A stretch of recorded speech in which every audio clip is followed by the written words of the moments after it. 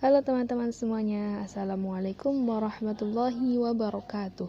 Perkenalkan, nama saya Marini Ayu Cahyani dari Prodi Pendidikan Fisika Universitas Negeri Yogyakarta. Kali ini kita akan mempelajari mengenai fisika kuantum. Betapa pentingnya kita mempelajari ilmu fisika kuantum.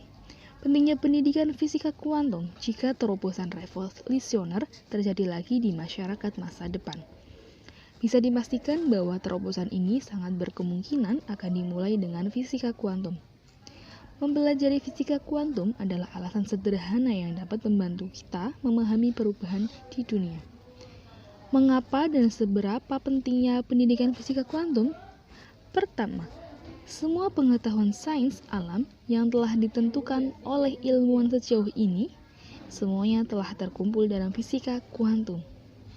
Terkumpul di sini artinya bahwa dalam dunia material, mulai dari fenomena alam apapun, pasti akan berkaitan dengan bidang fisika kuantum.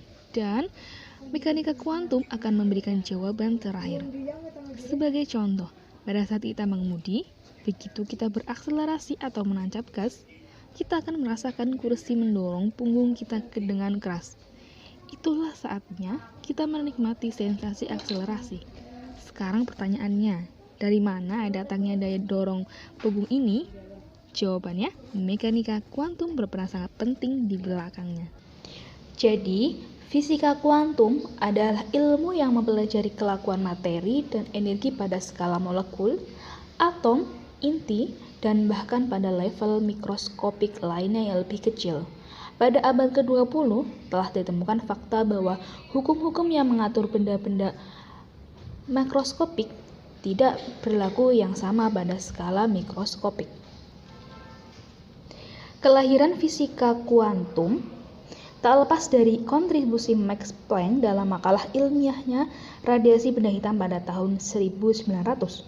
Pengembangan dari teori medan telah dilakukan oleh Max Planck, Einstein, Niels Bohr, Werner Heisenberg, Erwin Schrödinger, dan banyak ilmuwan lainnya.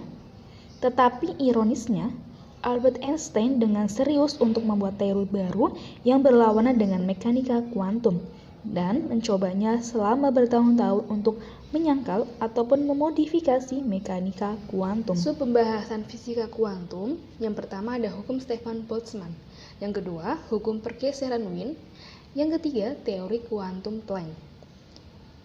Masuk ke pembahasan pertama yaitu hukum Stefan Boltzmann. Joseph Stefan dan Ludwig Boltzmann menemukan bahwa energi atau batuan luas permukaan waktu nilai-nilainya sebanding dengan pangkat 4 suhu mutlaknya. Dapat dirumuskan E dibagi A kali T sebanding dengan suhu mutlak pangkat 4. Kemudian E dibagi T itu sama dengan daya, sehingga P per A sebanding dengan suhu mutlak pangkat 4. Nilai emisivitas antara 0 kurang dari E kurang dari 1. Benda hitam sempurna E sama dengan 1. Benda dengan permukaan mengkilap E sama dengan 0. Sementara kemampuan benda dalam memancarkan energi sama dengan kemampuan benda dalam menyerap energi. Benda hitam sempurna memiliki kemampuan beradiasi dan memancarkan energi dengan baik. Untuk benda hitam sempurna dengan E sama dengan 1, mampu melakukan radiasi dengan sempurna. Hal ini disebut dengan radiasi benda hitam. Tema yang kedua yaitu hukum pergeseran Wien. Wilhelm Wien melakukan penelitian secara empiris dengan menghubungkan antara temperatur dan panjang gelombang radiasi yang dipancarkan oleh benda hitam.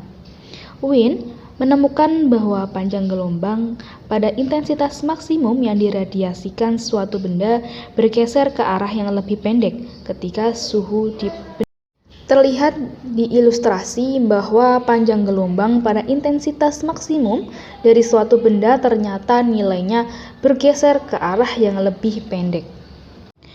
Kemudian materi yang ketiga yaitu teori kuantum Planck. Nah, dari sini, apakah cahaya termasuk gelombang atau partikel? Nah, menurut fisika klasik, cahaya sama dengan gelombang. Kemudian, menurut fisika kuantum, cahaya sama dengan partikel.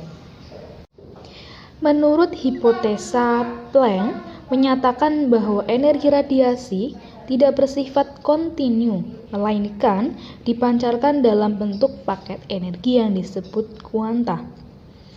Untuk menentukan energi satu buah foton atau energi minimum yaitu energi yang diradiasikan ketika bilangan kuantum suatu benda bernilai 1.